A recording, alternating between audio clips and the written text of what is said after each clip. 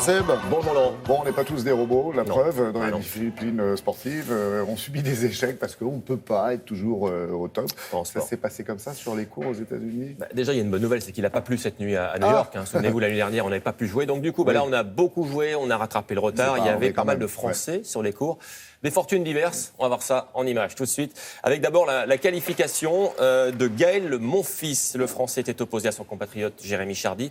Bon, il a bien géré Gaël puisqu'il s'est imposé en 3-7, 7-6, 6-3, 6-4. Monfils, donc, il continue l'aventure à New York. Ça passe aussi, vous allez le voir Laurent, pour Lucas Pouille, c'est lui. Mais ce fut dur, le jeune espoir français a eu besoin de 5-7 pour se débarrasser de l'Américain Donaldson. 6-4 au 5e set. Pouille, donc, lui aussi reste à New York, c'est une bonne nouvelle. Qualification également, on continue avec Adrian Manarino qui joue bien en ce moment, il a bien joué tout l'été, Adrian Manarino. C'est passé encore cette nuit face à Berankis, le Lituanien, en 3-7, tranquille, 6-2, 6-4, 6-2. Bel été donc pour Manarino. Grosse déception en revanche, c'était il y a quelques minutes pour Jo-Wilfried Tsonga, éliminé par le Canadien Shapovalov en 3-7. Alors c'est un jeune espoir du tennis mondial, mais quand même ça fait des ordres de score, 6-4, 6-4, 7-6. C'est déjà fini pour Jo-Wilfried Tsonga. C'est terminé en revanche pour lui, et également pour lui, Richard Gasquet, décidément. Le Français a été battu au premier tour de cette US Open par Meyer, l'Argentin, en 4-7, 3-6, 6-2, 6-4, 6-2. Là aussi, grosse déception pour Richard Gasquet. C'est fini également, vous allez le voir, pour Benoît Paire, le Français qui a pourtant livré lui un énorme combat contre Zverev. 5-7 quand même pour Benoît Paire. C'est dommage parce qu'il était très combatif. Dommage donc pour Benoît Paire. Chez les filles, ça passe pour Caroline Garcia, victorieuse de la Russe Alexandrova. Alors là, ça a été compliqué, mais la Française l'a finalement emporté en 3-7, 4-6, 6-3, 6-0. Voici l'un des beaux points du match. Pour être totalement complet, Laurent, sachez que Beneteau chez les garçons est éliminé, tout comme Mladenovic et Océane Dodin. Voilà pour le bilan des Français cette nuit. Pour les favoris, ça jouera la nuit prochaine. Bon, au chapitre déception, il y a les volleyeurs français qui étaient quand même champions d'Europe. Ouais, là, c'est pas une bonne nouvelle de la matinée, effectivement. Les Français qui sont donc éliminés de l'Euro, j'allais dire déjà. Ça s'est passé en quart de finale, c'était hier soir contre la République tchèque. Grosse contre-perf là aussi. Les images tout de suite, avec donc des Français battus 3-7-1. Les Bleus qui étaient tenants du titre, vous l'avez dit. Énorme claque pour cette équipe de France, qui est quand même l'une des meilleures du monde. Beaucoup de fautes, beaucoup d'approximations, et donc la France, ce matin, qui quitte cet Euro, la tête basse.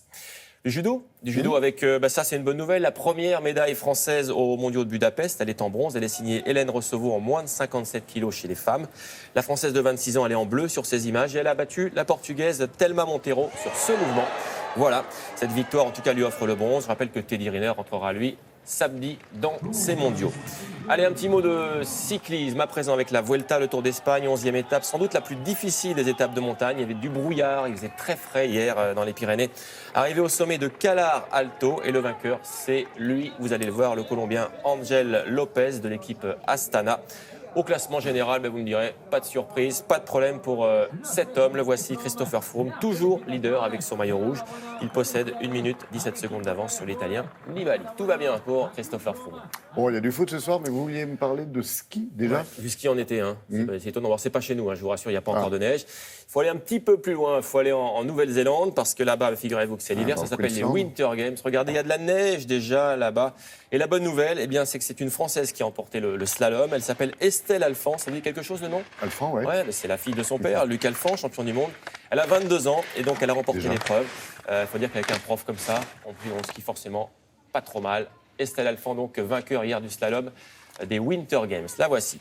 Allez, dernier mot, effectivement, vous le disiez, de football. Lui, c'est Kylian Mbappé. Donc, les Bleus jouent ce soir un match amical contre les Pays-Bas. Ce sera au Stade de France à 20h45. Match de qualification pour la Coupe du Monde 2018 en Russie. Attention, Laurent, attention. Les Bleus ont été battus en Suède en juin. Ils n'ont absolument pas le droit de perdre ce soir. Victoire impérative contre les Pays-Bas pour espérer se qualifier. Très bien. Qu'est-ce que vous êtes sévère alors? Merci, Jean-Seb.